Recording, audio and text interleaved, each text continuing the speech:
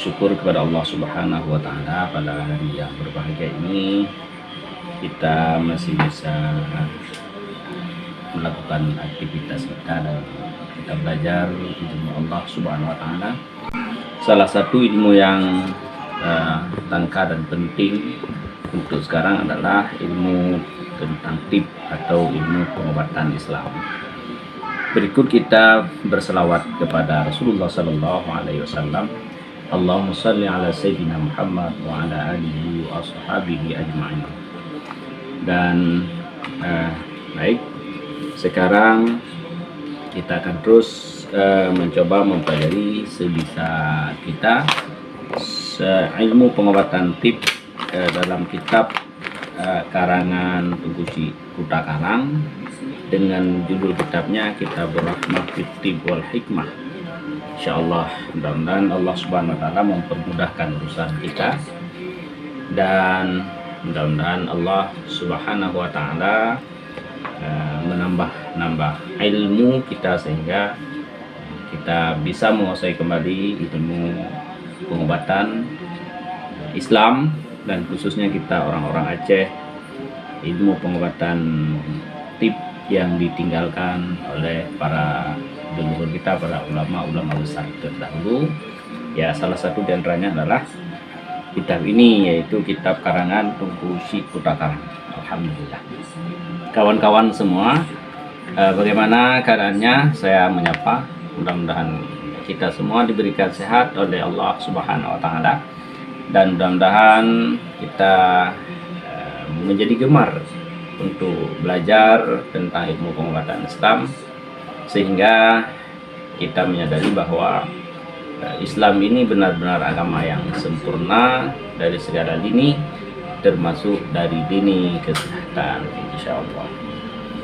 Baik, pada pembahasan kemarin kita telah mengenal beberapa hal penting dalam ilmu tabiat atau ilmu diagnos tentang tubuh badan kita, yaitu Allah Subhanahu wa Ta'ala pada awal-awalnya menciptakan yang pertama itu hararah, kemudian yabusa, yaitu panas dan dingin, atau dalam bahasa lain pengobatan disebut dengan yang dan yin, panas dan dingin.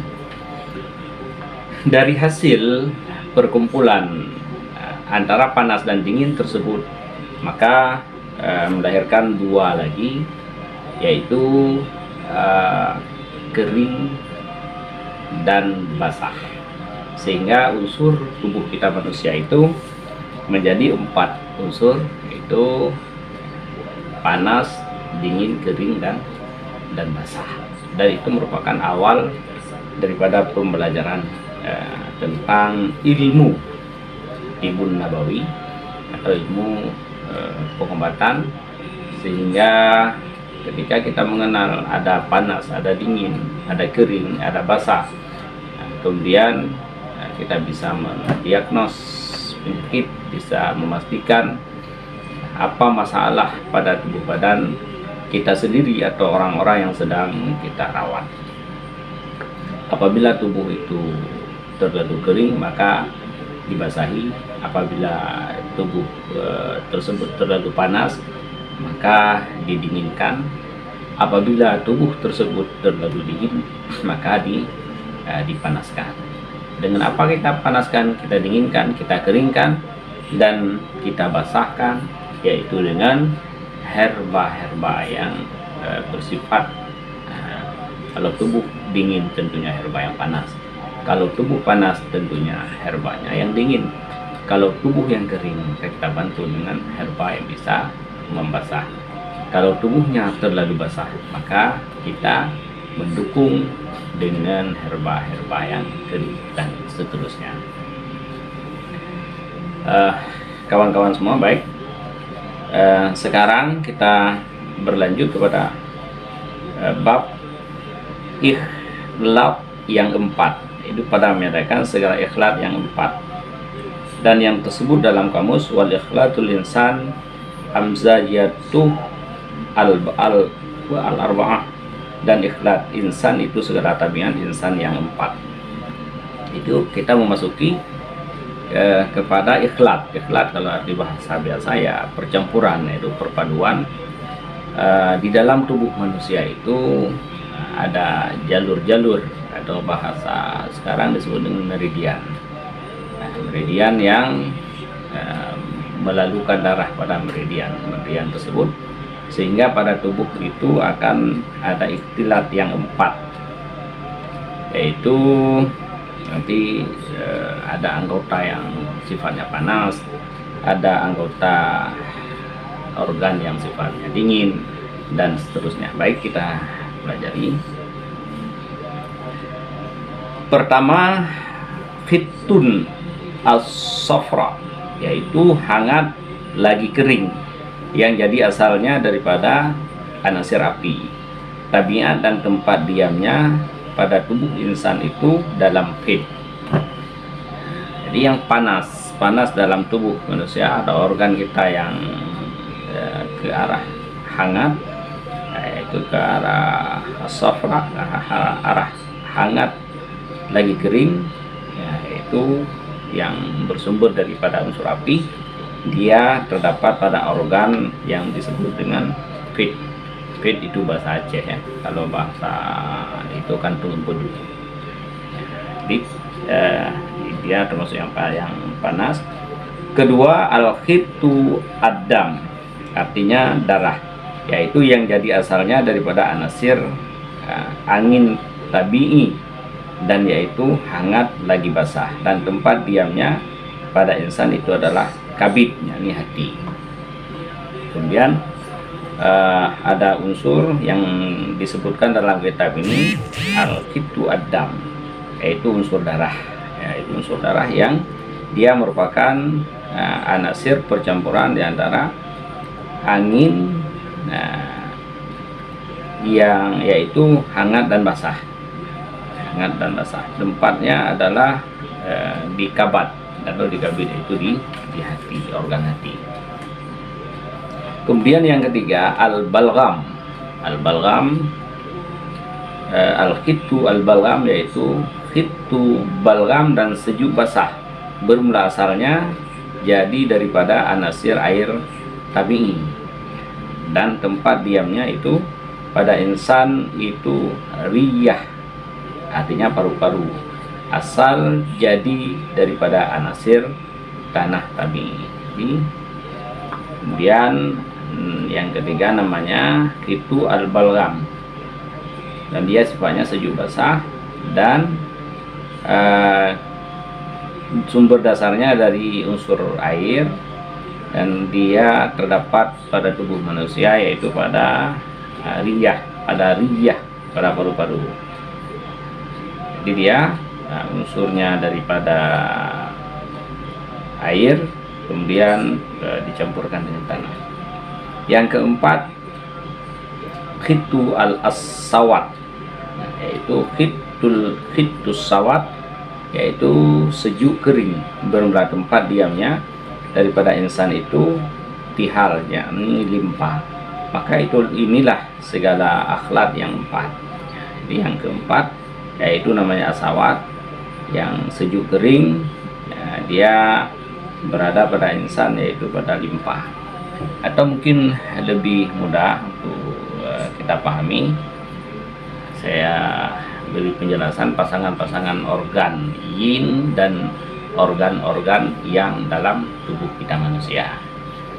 Coba diperhatikan. Yang sifatnya dingin itu ada jantung, limpa, hati, ginjal, dan perikardium. Sedangkan yang panas, yang dia ada usus kecil, lambung, kantung empedu, kantung kemih, dan tiper heater.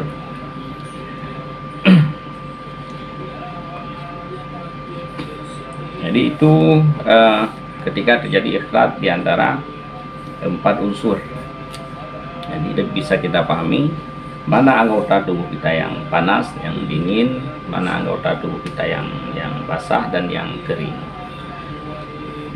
Kemudian kita memasuki kepada pasal mizaj yang 5, pada menyatakan segala mizaj dan tersebut dalam Mukhtar wal mizat al badan marukiba alaihi at-tabai, yakni dan mizat badan itu barang yang disusun atasnya daripada segala tabiat ya empat yang tersebut. Intah. Ketahui olehmu bahwasanya mizat tabi'i tiada jatuh pada segala badan hal keadaan bersamaan atas iktidal, artinya atas bersamaan timbangan tabiatnya, dan tetapi bersalahan ia maka bertambah-tambah setengah tabiatnya dengan hararah, dan bertambah-tambah setengahnya serta rutubah dan yubusah, yakni kering, maka jadilah berbahagi-bahagilah mizat itu kepada 5 bahagi. Jadi apa maksudnya? Susunan-susunan unsur-unsur yang 4 yang terjadi pada tubuh manusia. Jadi disebutkan di sini bahwa di antara manusia satu dengan manusia yang lain itu tidak akan sama timbangan, artinya kadar-kadar panas dan dinginnya, jadi berbeda-beda. Ada manusia yang lebih panasnya, ada manusia yang kurang panasnya, tambah dinginnya, dan lain sebagainya.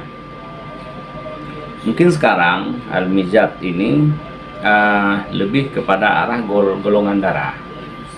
Di golongan darah itu juga hasil percampuran di dalam tubuh manusia, sehingga ada yang percampurannya seperti ini sehingga jadi darahnya jadi lebih kuat seperti darah O.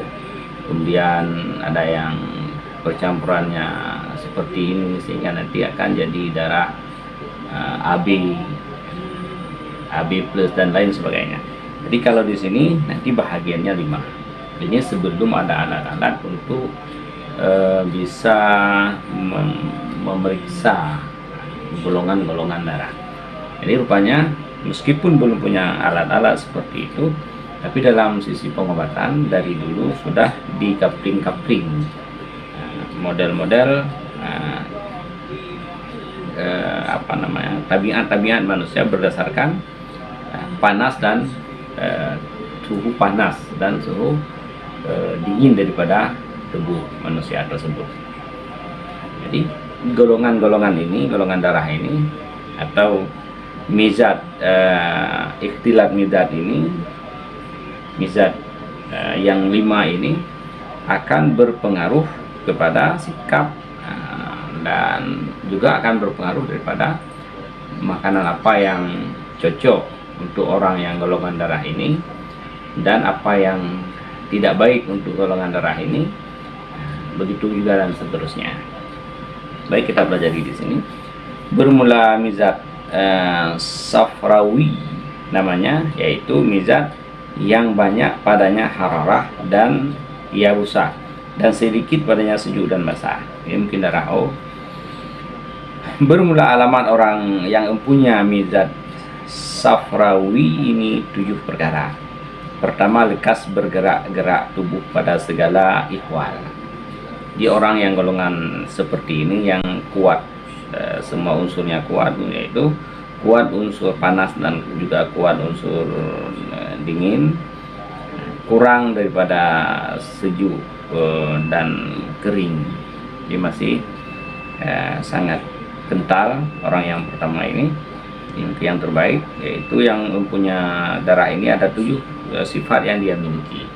Ini bukan hanya pada sifat, tetapi juga nanti pada pada penyakit-penyakit yang akan terserang orang yang darah seperti ini. Walaupun dalam kitab ini tidak dituliskan, mungkin bisa dicari di tempat-tempat yang lain, sehingga kita perlu mengetahui kita golongan darahnya apa. Untuk apa kita ketahui? Supaya kita bisa pantang dari makanan-makanan apa yang kurang baik untuk kita makan, dan makanan-makanan apa saja yang baik untuk kita konsumsi berdasarkan dari golongan darah tersebut. Di sini dikatakan bahwa orang yang mizat safrawi Ada 7 perkara. Pertama, lekas bergerak tubuh pada segala ihwal. Dia bahasa Aceh dibilang apa, dibilang huitudun. Di apapun pekerjaan dia cepat, ringan sekali untuk bisa bergerak, sehingga dia menjadi orang yang rajin, dan insya Allah tentunya akan menjadi orang-orang yang berhasil. Yang kedua, segera mendatang pada segala pekerjaan. Ya, sama juga dia mempunyai sifat yang apa, yang tajam, yang legas, dan yaitu di cita-cita apa yang dia inginkan, dia akan segera melakukan tindakannya, bukan sekedar omong-omong saja. Ketiga, berani.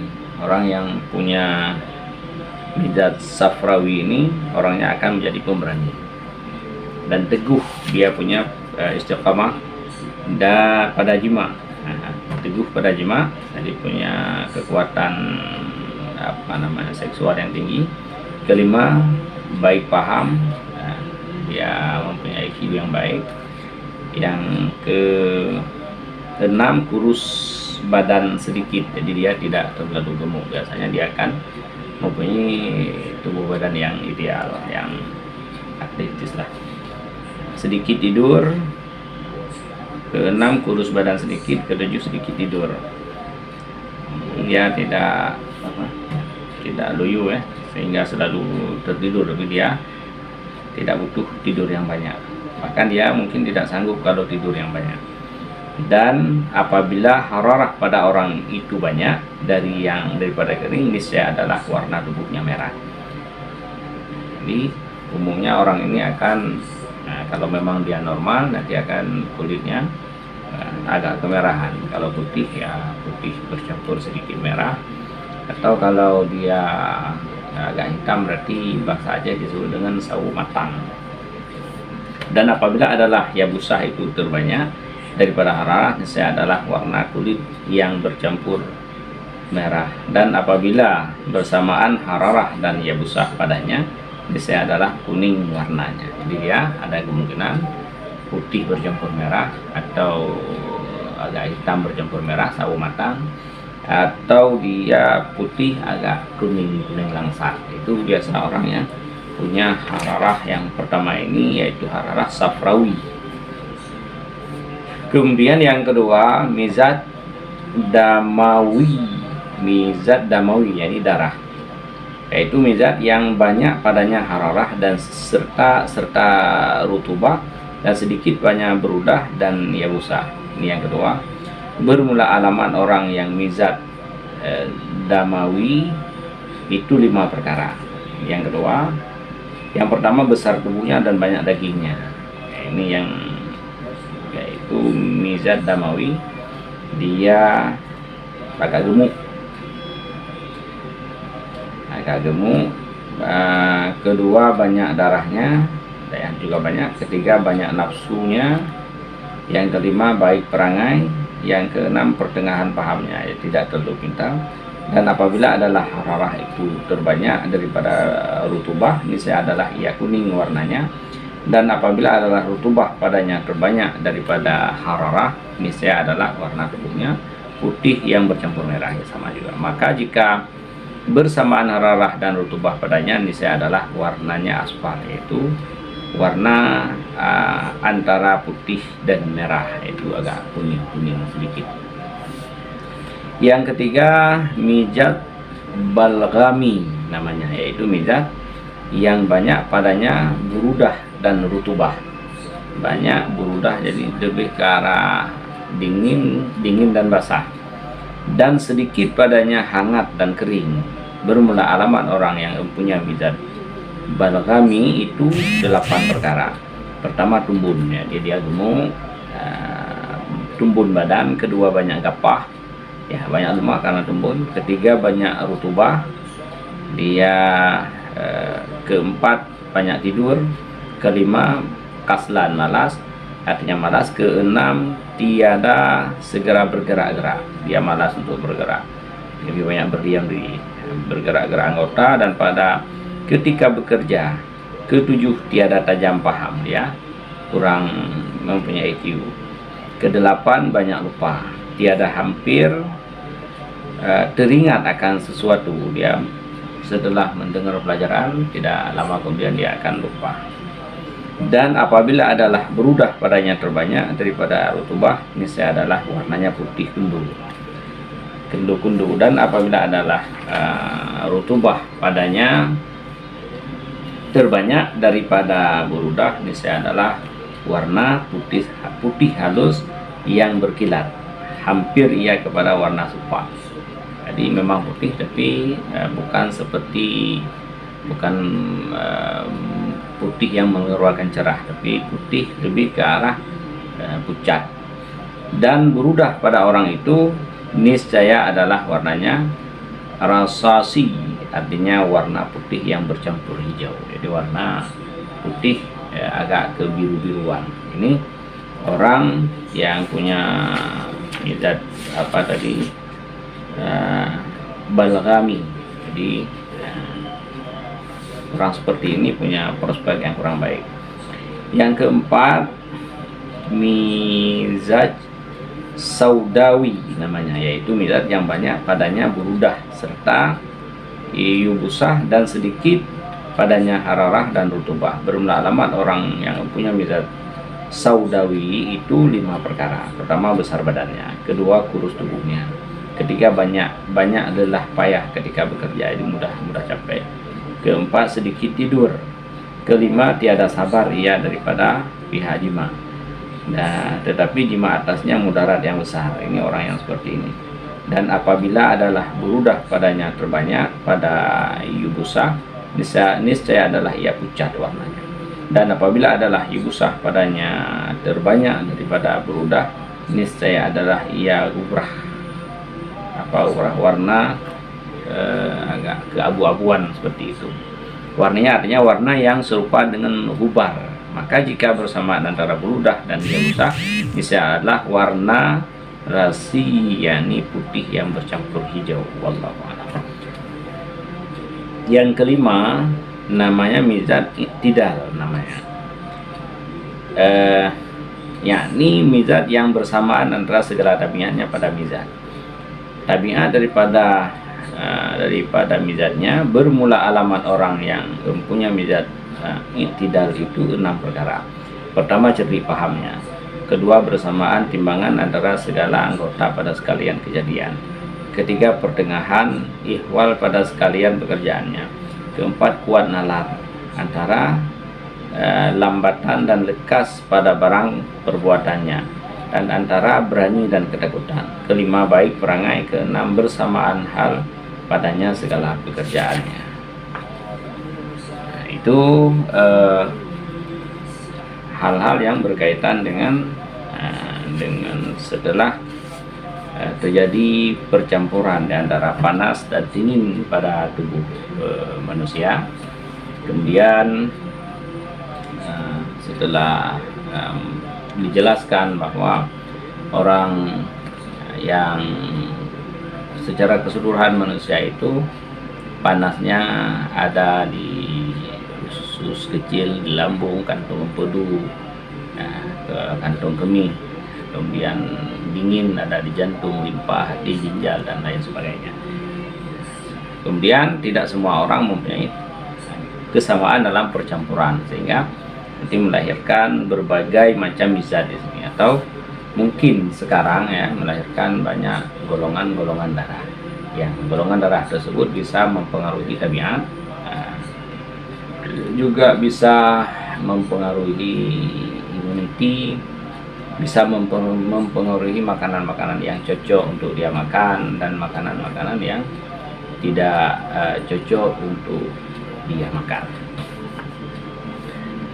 Baik, kita sambung sedikit lagi. Faslun gada pada menyatakan riza itu yaitu di tasarruf pada insan, makanan dan minuman. Di tasarruf pada insan artinya makanan dan minuman daripada segala barang yang jadi akan kuat bagi manusia. Jadi ini riza saat sekarang mungkin disebut dengan gizi, artinya makanan-makanan yang kita makan, di mana makanan tersebut akan bermanfaat untuk tubuh badan, atau minuman-minuman yang kita minum, yang mana-mana minuman-minuman yang baik untuk tubuh badan kita,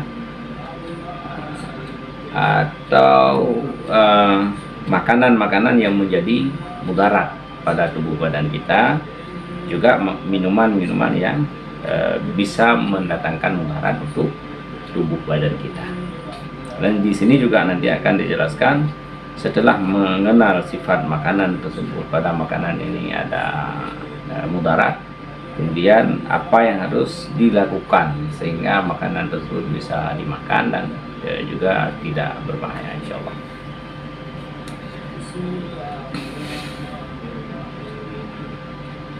Dan tersebut dalam Mukhtar Al-Ghidha, ma yataghadha bihi min at-ta'am wasyurub. Artinya bermula ghidha itu barang yang dimakan, minum dengan dia daripada makanan dan minuman. Itu arti ghidha, masih dalam definisinya. Ketahui olehmu bahwasanya ghidha itu dengan dialah berdiri badan dan ketetapan ruh dalam jasad. Jadi tubuh jasmani kita sangat tergantung, ini secara adat kita bicara tentang fisikal. Tubuh badan kita itu sangat tergantung, dia bisa berfungsi dengan baik ketika badan dan jasad itu diberikan ghidha atau diberikan makanan dan minuman. Bahwasanya ghidha itu dengan dialah berdiri badan. Berdiri maksud di sini adalah berfungsi badan dengan baik sehingga badan menjadi sehat. Dan ketetapan ruh dalam jasad begitu juga. Walaupun ruh punya makanan sendiri, dia makanannya adalah pengetahuan dan ibadah, tetapi ruh baru bisa bertahan di dalam jasad apabila jasad tersebut dipenuhi kebutuhannya, dan kebutuhan jasad itu adalah makanan dan minuman. Jadi penting untuk kita bisa mengetahui apa saja makanan yang bisa menguatkan badan sehingga kita bisa berbakti kepada agama, bisa berbakti kepada sesama, bisa beribadah dengan baik kepada Allah Subhanahu wa taala. Dan daripadanya lah jadi baik badannya, dan daripadanya lah jadi kebinasaan. Jadi badan itu sangat tergantung daripada makanan apa yang kita makan.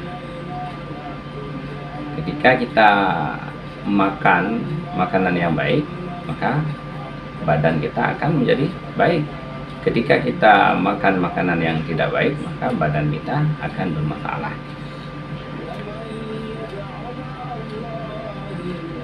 Bermula pasal ini itu memberi faedah yang muhim, tiada terkaya oleh orang yang berakal jauh daripada mengenalnya. Jadi di sini nanti akan dijelaskan suatu yang muhim, yang sangat penting, yang seharusnya setiap orang yang punya pikiran untuk memahami yang dibahaskan di dalam pasal ini, yaitu tentang makanan-makanan yang baik untuk tubuh dan makanan-makanan yang kurang baik untuk tubuh. Bermula yang demikian itu bahwasanya ghidha apabila hancur ia dalam perut dan telah cerai-berai ia dalam sekalian alat yang menghancurkan, niscaya bernyala-nyalalah tabiat badan. Padahal berkehendak ia bagi makan, dan yang demikian itulah lapar yang ma'ruf namanya. Maka apabila tiada hasil baginya maddah ghidha, artinya makanan, niscaya kembalilah tabiat badan atas rutubah asliyah yang dalam badannya, maka dimakan oleh tabiat badan akan rutubah itu. Maka apabila hilanglah rutubah itu, niscaya padamlah hararah tabiat. Bermula yang demikian itu bahwasanya ghidha apabila hancur ia dalam perut dan telah bercerai-berai ia dalam sekalian alat yang menghancurkan, niscaya bernyala-nyala tabiat badan. Jadi apa? Makanan-makanan yang kita makan, apabila makanan itu baik, kemudian bisa dicerna oleh tubuh kita dengan pencernaan yang baik, artinya setelah dimakan masuk ke perut besar, setelah diolah nanti masuk ke hati dan lain sebagainya. Nah, yang ampasnya bisa dikeluarkan dengan baik, dan yang intinya, yang yang gizi daripada makanan itu bisa dikirim ke seluruh anggota tubuh kita dengan baik, maka tabiat badan itu akan menjadi menyala-nyala. Setelah makanan itu dicerna dan yang ampasnya dikeluarkan, kemudian badan itu akan berkehendak lagi kepada makanan, yaitu itu yang kita sebut dengan lapar.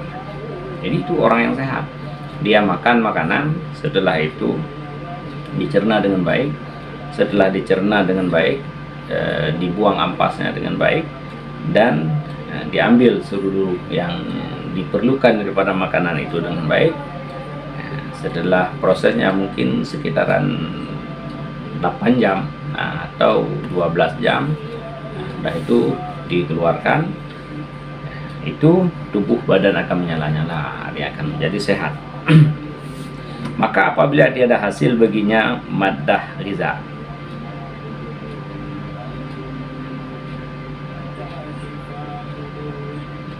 artinya makanan, niscaya kembalilah tabiat badan atas rutubah asliyah.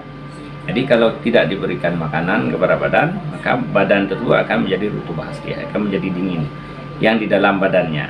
Maka dimakan oleh tabiat badan akan rutubah itu, di badan itu akan mengambil rutubah yang tersimpan dalam badan, kemudian akan dihabiskan, maka dimakan oleh tabiat badan akan rutubah itu. Maka apabila hilanglah rutubah itu, niscaya padamlah hararah tabiat. Jadi kalau semua rutubah yang ada di dalam badan itu sudah diambil, pertama cairan di dalam kepala misalnya, ketika tubuh tidak memiliki cairan yang dimasukkan atau gizi-gizi makanan yang dimasukkan, maka dia akan mengambil gizi-gizi atau cairan-cairan yang disimpan di dalam badan. Ketika cairan yang disimpan di dalam badan itu semakin berkurang dan tidak dipasok lagi, maka tubuh akan kehabisan rutubah. Ketika tubuh kehabisan rutubah, maka tubuh itu akan padam hararahnya. Yaitu padam hararah itulah kita sebut dengan kemudian tubuh akan menjadi mati atau meninggal. Niscaya padamlah hararah tabiat. Dan apabila yang demikian itu sebab bagi datang kebinasaan badan, sehingga badan menjadi binasa bisa jadi dia akan menjadi sakit, akan menjadi penyakit. Kemudian kalau memang tidak teratasi dari penyakit itu, nanti akan menjadi lebih parah lagi, binasa dan akan meninggal. Dan jika hasil bagi tabiat yang tersebut maddah ghiza, niscaya memutus akan dia oleh ujung gigi. Kita ulangi. Dan jika hasil bagi tabiat yang tersebut maddah ghiza, niscaya memutus akan dia oleh ujung gigi yang hangat atasnya barang yang kesukaran menghancur atasnya oleh tabiat. Bermula bergerak-gerak lidah yang telah menjadi oleh Allah padanya dikenal rasa makanan dan juru bahasa kalam, dan berbaik-baik ia ke kanan dan ke kiri hingga kepada gusi, maka melunak oleh gigi akan dia. Maka jika adalah makanan itu kering, maka saya telah menjadi oleh Allah Ta'ala di bawah lidah 2 sungai, yang mengalir keduanya adalah daripada 2 air sungai itu kuah bagi makanan. Setelah itu menolak akan akan dia oleh lidah apabila sudah baik timamahnya kepada ghalsamah, dan tersebut dalam Mukhtar al-Ghalsamah yaitu tempat yang tinggi pada halkum intaha. Ini proses ketika kita memakan makanan tersebut. Setelah kita makan, maka makanan tersebut diputuskan oleh ujung gigi kita.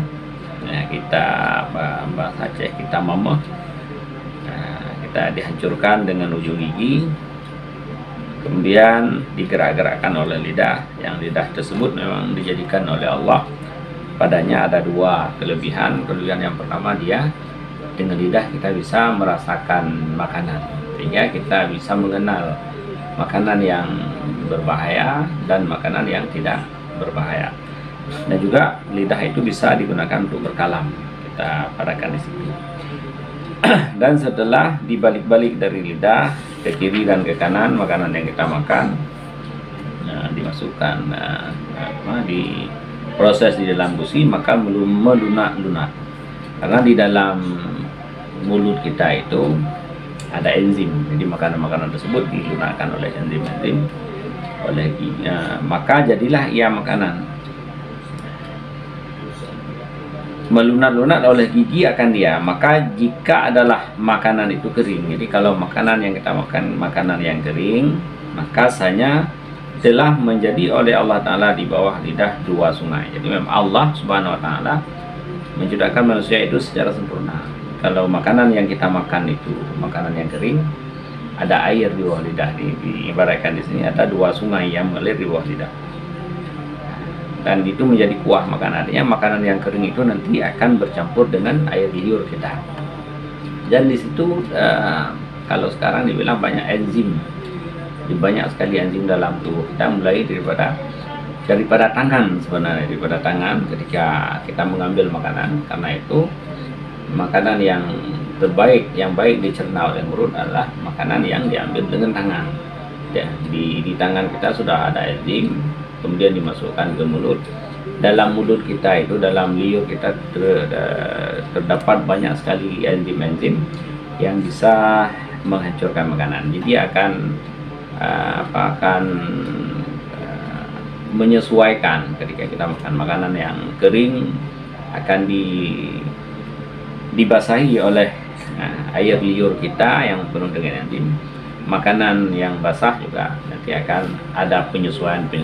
Itu adalah hikmah daripada Allah Subhanahu Wa Ta'ala menciptakan kita manusia.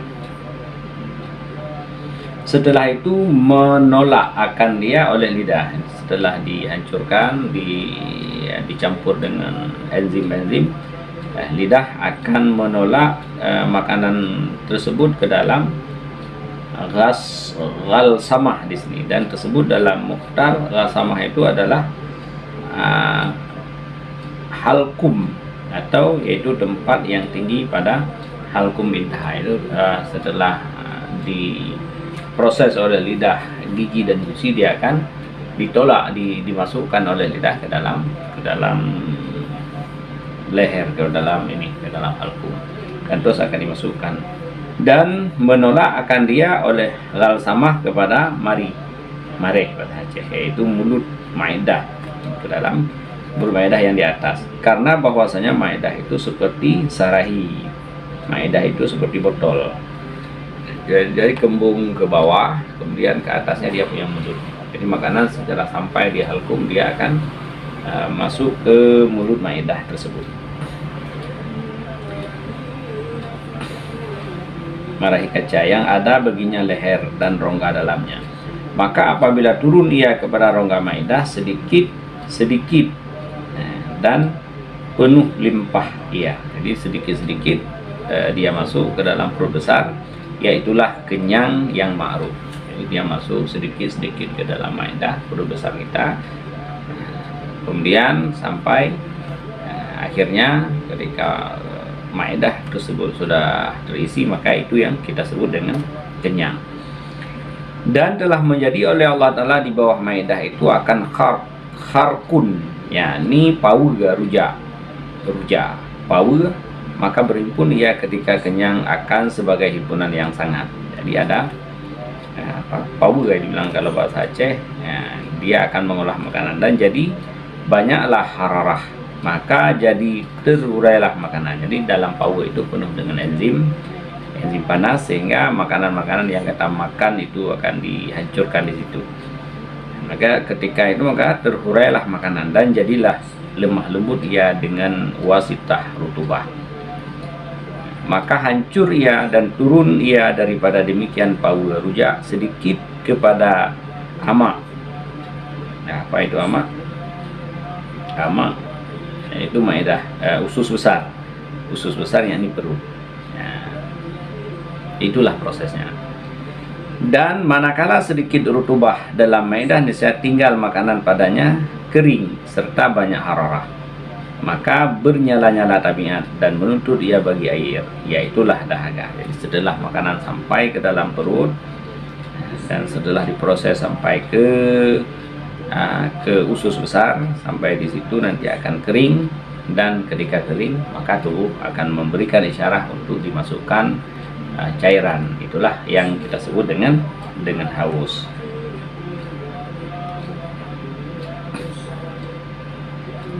Maka apabila tiada hasil maddah air, niscaya mengering ia hararah akan sekalian rutubah yang asli.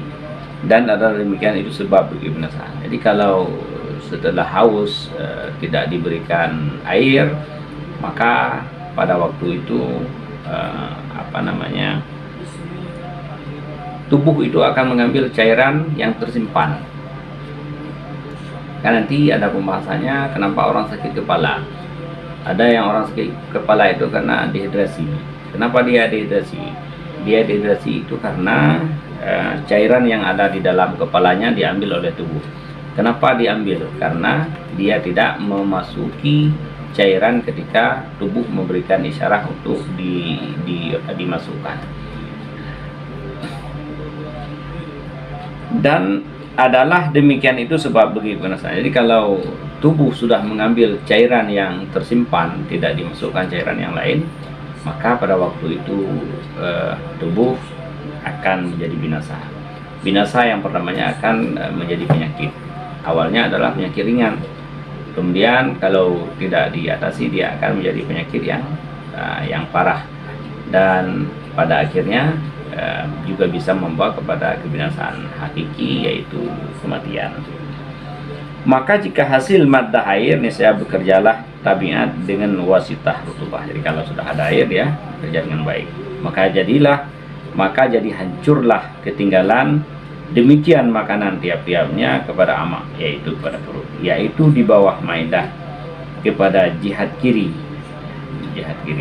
itu maka bertanah akan dia oleh tabiat akan sebagian tanah yang kedua dalam mama, yaitu perut, dan yaitu air yang latif lagi yang putih.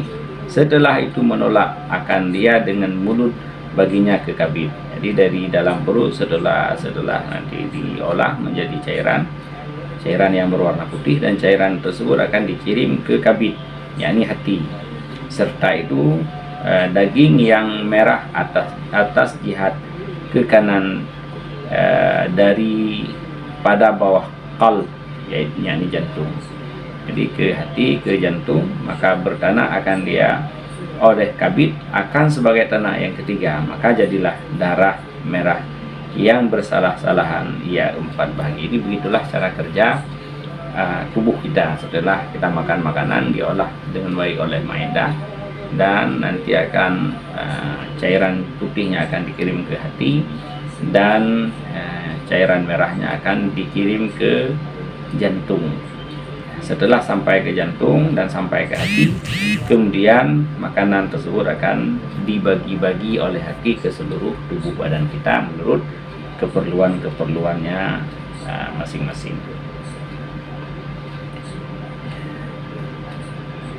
Maka jadilah darah yang merah yang bersalah-salahan, ya, jadi sebagai motor untuk mengirim gizi-gizi itu melalui darah yang merah. Bermula bagai yang pertama kuboh, Ini dia akan ada 4 bahagian. Nanti kita pelajari lebih lanjut. Untuk hari yang berbahagia ini kita padakan di sini dulu.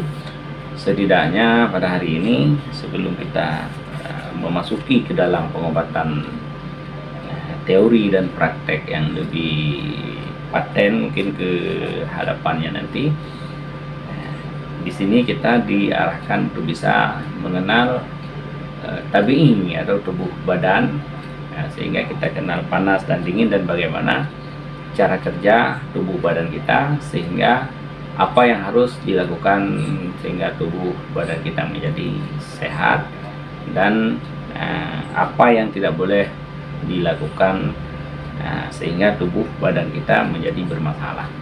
Di antaranya yang kesimpulan hari ini, setelah kita mengenal cara kerja tubuh badan kita, maka kita harus mengimbangi antara makanan dengan air. Dan kapan kita minum air? Kita minum air setelah kita makan dan makanan sudah mengendap. Jadi jangan makan langsung minum, makan langsung minum, tetapi makan dulu, kemudian biarkan makanan mengendap. Setelah makanan mengendap, tubuh kita akan meminta sendiri air untuk membasahi ketika makanan sudah kering. Setelah sampai ke paru, kemudian ke usus susah. Ini minimalnya setelah makan jangan langsung minum. Sediakan waktu sehingga 1-2 menit, kemudian baru kita minum. Insya Allah dengan demikian kita akan mendapatkan kesehatan yang baik. Dan mari kita terus belajar dan mempelajari sebuah kitab peninggalan ulama kita terdahulu. Insya Allah mudah-mudahan bermanfaat, dan orang yang berhasil adalah orang yang menghargai karya para pendahulunya. Apabila kita bangsa Aceh sekarang melupakan sejarah dan melupakan peninggalan pusaka nenek moyang kita, maka kita akan selalu dihadapkan dengan perkara-perkara seperti yang kita rasakan sekarang ini. Mudah-mudahan kita bisa paham. Dan meskipun ilmu tentang ini sekarang sudah sangat kurang, dan saya sendiri bukan orang yang ahli dalam bidang ilmu ini, tetapi kita harus berusaha sekuat tenaga untuk bisa kita telaah kembali dan kita belajar kembali, kita praktek kembali pengobatan Aceh dan pengobatan Islam. Insya Allah dengan azam dan niat kita, Allah akan menolong. Hadanallah wa yakum ajma'in. Subhanaka astaghfiruka wa atubu ilaik. Wala haula wala quwwata illa billahil aliyyil azim. Assalamualaikum warahmatullahi wabarakatuh.